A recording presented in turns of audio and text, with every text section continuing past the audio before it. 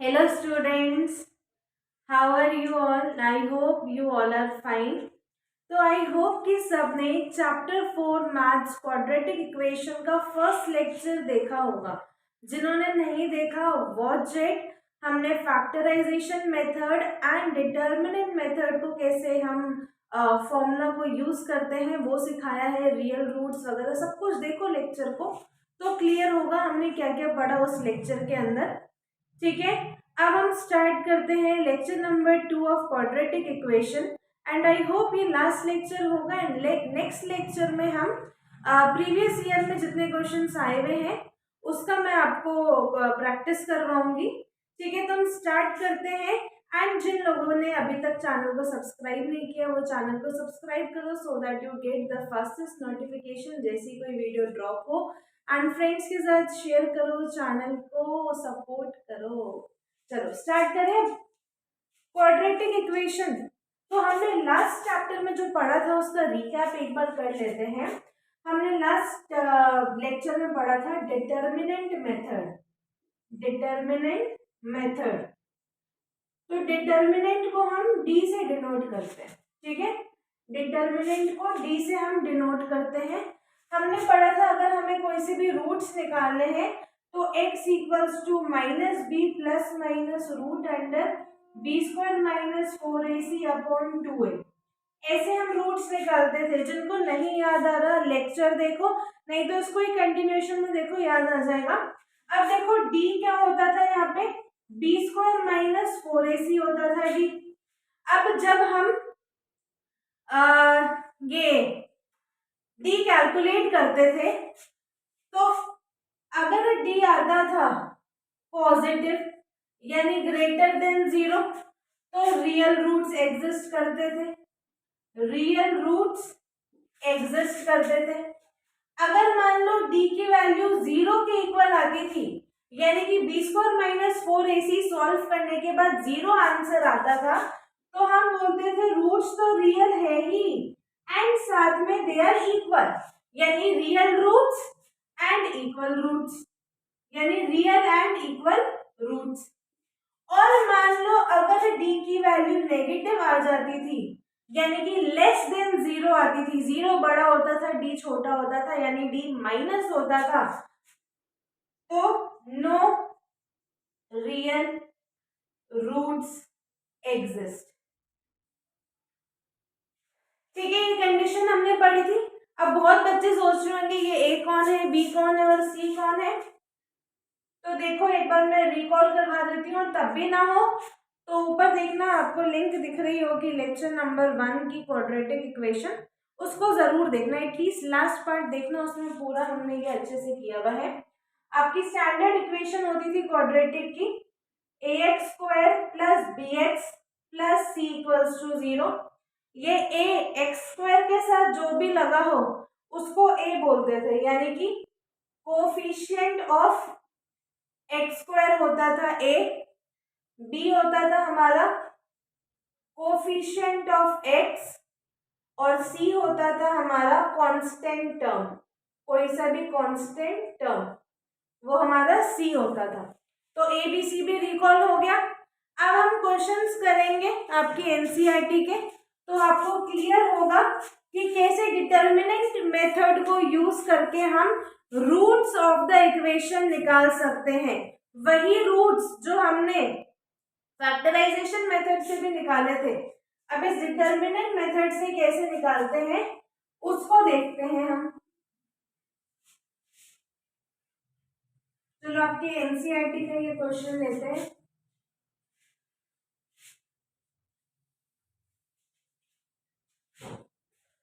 लिखो question, find the nature of the roots,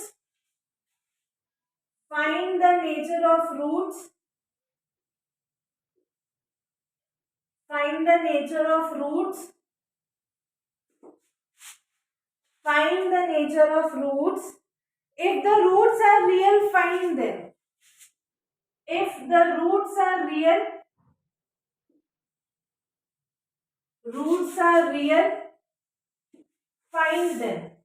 अगर मान लो रियल रूट्स आ जाए तो उनको फाइंड भी करेंगे। ठीक है, डिटर्मिनेंट मेथड से करेंगे, बिल्कुल क्लियर हो जाएगा। ये आपके एनसीईआरटी का क्वेश्चन है। फर्स्ट पार्ट देखो, 2x² प्लस -3x प्लस 5, और दूसरा भी ले ही लेते हैं। सेकेंड पार्ट है उसका 3x² minus 4√3x plus 4 equals to 0, plus 4 equals to 0। तो देखो हमने दो क्वेश्चन ले लिए बोर्ड पे, ठीक है। अब इसको हम डिटर्मिनेंट मेथड से ही फाइंड कर पाएंगे ना कि आपके रूट जो है वो रियल है कि नहीं है। अगर रूट्स रियल है तो आपको उन्हें फाइंड करना है। तो देखो रूट्स रियल है कि नहीं वो कैसे पता चलेगा, जब डी फाइंड करोगे। अगर डी ग्रेटर देन 0 यानी पॉजिटिव आ जाए या इक्वल टू 0 आए तभी आपके रूट्स रियल होंगे। तो सबसे पहले तो आप मुझे ये बताओ इस इक्वेशन में ए क्या है, बी क्या है एंड सी क्या है। तो मैंने आपको अभी सिखाया जस्ट, x² के साथ जो भी है वो 2 होता है, वो a होता है। x² के साथ जो भी है वो a होता है। x के साथ देखो कौन है, -3 है, एंड कांस्टेंट टर्म हमारा c होता है। तो देखो 5 खाली है ना, तो कांस्टेंट टर्म है। a b c निकाल लिया। अब d की वैल्यू कैलकुलेट करो, तो d होता है आपका b² माइनस 4ac। अब b था क्या, -3 का स्क्वायर माइनस 4 इंटू a क्या है 2 इंटू 5, तो ये कितना हो जाएगा, -3 का स्क्वायर 9 माइनस 2 5 10 40। तो देखो d आ रहा है माइनस। अगर d नेगेटिव आता है तो आपके रूट्स रियल है क्या, नहीं होते रूट्स रियल। तो यानी कि roots are not real, roots जो है वो रियल नहीं है। तो यानी कि रूट्स एग्जिस्ट नहीं करेंगे, roots are not real, therefore roots will not exist. तो इसकी तो कहानी खत्म, रूट्स रियल नहीं है तो आगे रूट्स निकालने की जरूरत नहीं। अब इसमें मुझे बताओ ए क्या है नेक्स्ट पार्ट में, बी क्या है एंड सी क्या है। तो x² के साथ जो भी होता है वो a होता है, यानी 3 आपका a है, 3 आपका a है। x के साथ देखो कौन है, -4√3, -4√3 आपका b है, और c क्या है, 4 है आपका c। अब d निकालोगे तभी पता चलेगा रूट्स एग्जिस्ट करेंगे कि नहीं। तो b² माइनस 4ac, तो b² क्या होगा, -4√3 का स्क्वायर -4 इंटू a इंटू सी। तो -4√3 का स्क्वायर क्या होगा, 4 4 जा 16, 16 3 जा 48, माइनस 4 4 जा 16, 16 3 जा 48। देखो d कितना आ गया, d 0 आ गया, d 0 आ गया, d तो real roots exist, real roots exist. अब देखो फर्स्ट लेक्चर में मैंने आपको सिखाया था, अगर d 0 आ जाए तो रूट्स कैसे, इक्वल रूट्स, इक्वल रूट्स होते हैं तो आपके क्या आते हैं रूट्स, दोनों के दोनों -b/2a आते हैं, दोनों के दोनों रूट्स क्या आते हैं, -b/2a आते हैं। तो क्या हो जाएगा, -b/2a माइनस ऑफ b क्या है, -4√3 अपॉन 2a, यानी 2 इंटू 3, ये कितना हो जाएगा 4√3 अपॉन 2 इंटू 3, 2 1 जा 2, और ये आ जाएगा आपका आंसर 2√3 अपॉन 3। फर्दर सिंप्लीफाई करोगे तो 2 अपॉन √3 आएगा। यहां तक भी लिखा तो भी करेक्ट है, यहां तक लिख दिया तो भी करेक्ट है, ठीक है। तो आपके दोनों रूट्स इसमें कितने आ जाएंगे, दोनों रूट्स इक्वल होते हैं तो दोनों रूट्स ही 2 अपॉन √3, 2 अपॉन √3 दोनों रूट्स हो जाएंगे। तो आ गया, अगर d पॉजिटिव या 0 आए तभी रूट्स एग्जिस्ट करेंगे। तो हमेशा हर क्वेश्चन में d निकाल के देखना, डी अगर पॉजिटिव या जीरो आ जाए तभी रूट्स निकालने की जरूरत है। जैसे इस केस में डी नेगेटिव आया तो further we didn't solve the question for roots. ठीक है, हमने फर्दर क्वेश्चन को सॉल्व नहीं किया रूट्स निकालने के लिए। क्लियर?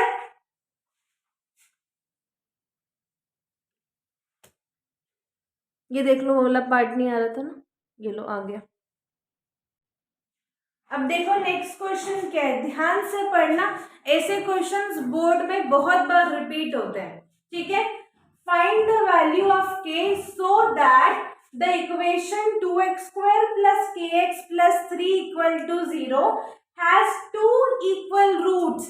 क्वेश्चन को जैसे ही आपने रीड किया 2 इक्वल रूट्स को अंडरलाइन कर लेना, यानी कि 2 रियल, यानी रूट्स जो है वो रियल है और साथ साथ इक्वल।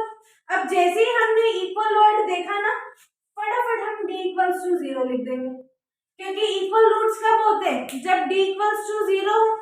अब देखो, अब हम कोई भी चीज लिखेंगे तो सोल्यूशन करते हैं इसका। ये जो इक्वेशन आपकी 2x² + kx + 3, इसमें फटाफट मुझे a बताना जरा।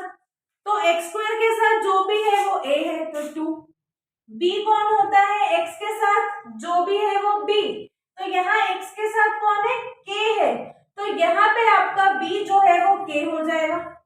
और c कौन होता है, कांस्टेंट टर्म, अकेला टर्म, तो 3 हो गया c।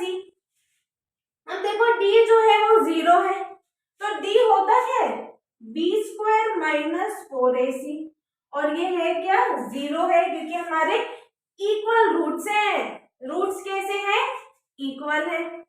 अब देखो b² यानी k का स्क्वायर -4, a कितना 2 और c कितना 3 = 0, k² -4 2 8 और 8 3 24 = 0। तो k आपका कितना आ गया, k कितना आ गया, k² आ गया 24, तो k आ गया आपका √24, और ये प्लस माइनस आएगा। ठीक है, या तो प्लस होगा या माइनस होगा। अब √24 क्या होता है, फैक्टराइज करो इधर 24 को, तो 2 12 2 6 2 3, बच्चे आपके लिए कर रही हूँ मैं कि 24 के फैक्टर्स क्या होंगे, 2 × 2 × 2 × 3। अब आपको पता है रूट अंडर में होता है, तो 2 में से एक 2 बाहर आएगा, और 2 और 3 पेयर नहीं हो पाए, तो ये √6 ऐसे ही लिख देंगे। तो ये आंसर आएगा +-2 √6, यानी आपके रूट्स +2 √6 +2 √6 दोनों हो सकते हैं, या दोनों माइनस रूट्स हो सकते हैं, क्योंकि आपके रूट जो है वो इक्वल है।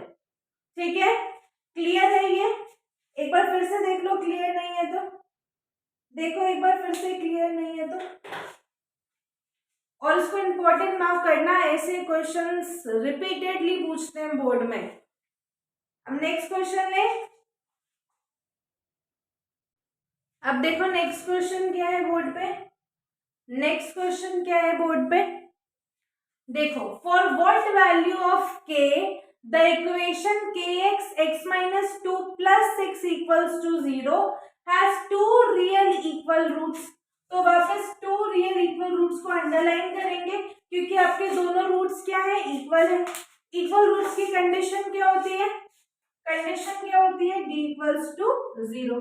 जैसे ही हम 2 रियल इक्वल रूट्स देखेंगे, हम फटाफट सबसे पहले d = 0 लिखेंगे, रिगार्डलेस ऑफ इक्वेशन की इक्वेशन क्या है, सबसे पहले d = 0 लिख दिया। अब देखना जरा, बोलोगे इसमें तो x² कोई स्टैंडर्ड इक्वेशन तो दिख नहीं रही, तो इसको ओपन करके देखो क्या मिलता है। तो उस इक्वेशन को ओपन करो तो क्या मिलेगा, kx² - 2kx + 6 = 0। अब तो इक्वेशन देख के बता दोगे ना a क्या है, b क्या है और c क्या है। तो मैंने आपको सिखाया कि x² के साथ जो भी है वो a होता है, तो x² के साथ कौन है, a है। b सिखाया है कि x के साथ जो भी हो वो b है, तो x के साथ कौन है, -2k। तो -2k आपका b है और c अकेला जो बचता है वो c होता है। अब a b c पता चल गया आपको, कंडीशन भी पता चल गई कि इक्वल रूट्स है तो d इक्वल्स टू 0 होगा। d इक्वल्स टू 0, d होता क्या है b स्क्वायर माइनस 4ac और ये है 0। b क्या है -2k का होल स्क्वायर -4, a क्या है k और c क्या है 6 इक्वल्स टू 0।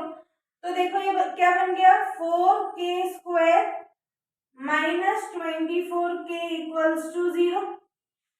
ठीक है, अब देखो इन दोनों में कॉमन क्या है, इन दोनों में कॉमन क्या है 4k कॉमन है, very good 4k common.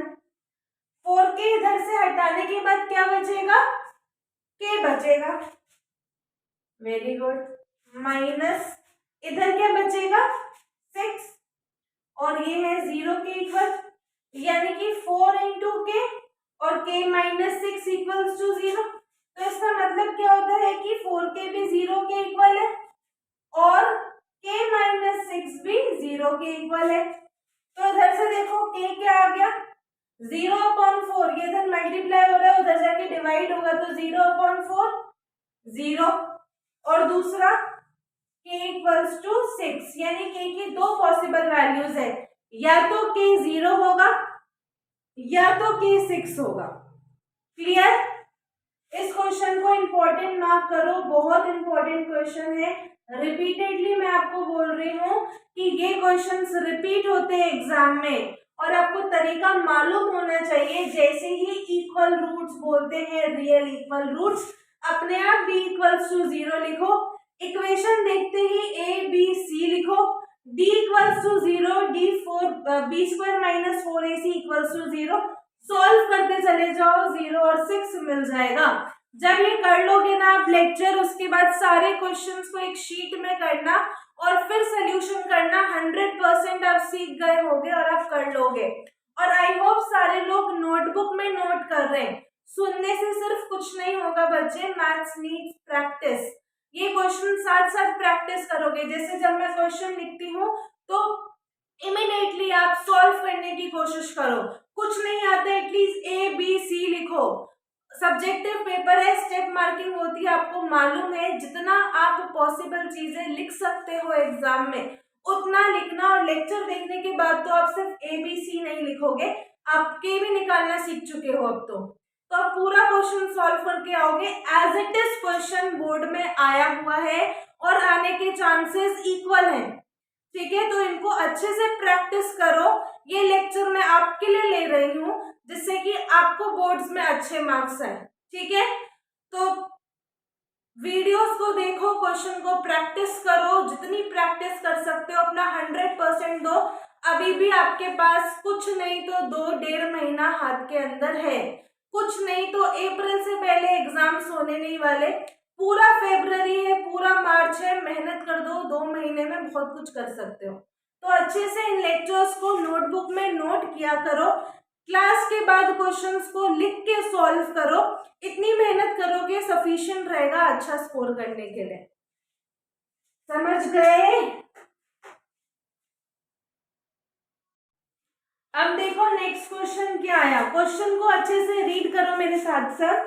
For what value of p the quadratic equation px square plus 8x minus 2 equals to 0 has real roots. अब बस रियल रूट्स पूछ रहे, अब वो नहीं पूछ रहे कि इक्वल है कि नहीं है, बस रियल बोला है। रियल बोला है तो इक्वल भी हो सकते हैं और नॉट इक्वल भी हो सकते हैं, डिस्टिंक्ट रूट्स हो सकते हैं, मतलब यानी कि दोनों रूट्स अलग अलग हो सकते हैं।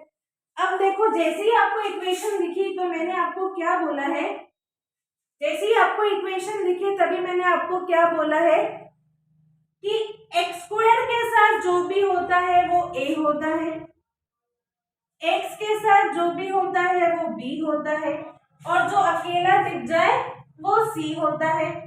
क्लियर? अब खुद से लिखो आप a b और c क्या है। तो देखो एक्स स्क्वायर के साथ कौन है p, x के साथ 8 और अकेला कौन है -2 है अकेला। ठीक है, अब देखो रियल रूट्स है, यानी कि d ग्रेटर देन 0 भी हो सकता है, यानी d पॉजिटिव भी हो सकता है और इक्वल टू 0 भी हो सकता है। ये इंपॉर्टेंट है याद रखना कि रियल रूट्स का मतलब है कि d जो है वो पॉजिटिव भी हो सकता है या इक्वल रूट्स भी हो सकते हैं, ठीक है, क्योंकि दोनों में ही रियल रूट्स आते हैं। क्लियर? तो दोनों कंडीशन लिखना कि greater than 0 and equal to 0, तभी आपको फुल मार्क्स मिलेंगे उस पर्टिकुलर क्वेश्चन में। अदरवाइज हाफ मार्क्स, अगर 2 मार्क का है तो 1 मार्क डिडक्टेड होगा, 3 मार्क्स का है तो 1.5 मार्क्स डिडक्टेड होगा। क्यों? क्योंकि आपको कंडीशन क्लियर है कि रियल रूट्स है, यानी पॉजिटिव भी हो सकता है और 0 भी हो सकता है, तो दोनों को एक साथ लिखोगे। अब देखो d होता क्या है, d होता क्या है, b स्क्वायर माइनस 4ac, ये ग्रेटर इक्वल टू 0 है। b क्या है, 8 का square minus 4 into p into minus 2 greater equal to 0। तो 64 प्लस 4 2 ज़ा 8, 8p ग्रेटर इक्वल्स टू 0। तो 64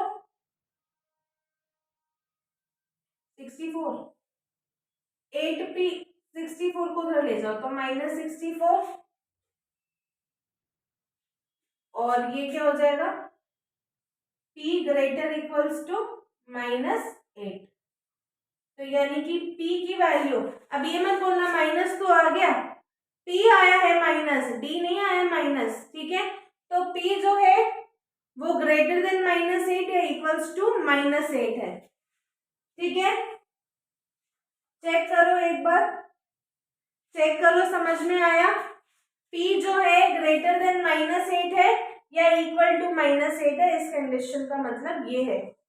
क्लियर है? इसको भी इंपॉर्टेंट मार्क करो। रिपीटेडली मैं बोल रही हूँ, ये क्वेश्चंस रिपीट होते हैं बोर्ड्स के अंदर, या तो रियल रूट्स दे देते हैं या इक्वल रूट्स दे देते हैं, बोलो, ठीक है। ये जब हो जाए तो अब हमें वर्ड प्रॉब्लम्स करने हैं क्वाड्रेटिक इक्वेशन के। यहां तक आ गया तो वेरी गुड, पॉज करके समझो, आराम से नोट करो, क्लास के बाद क्वेश्चंस को एक शीट में लिखना और फिर से प्रैक्टिस करना, तब जाके आपको आएगा ये चैप्टर बहुत अच्छे से।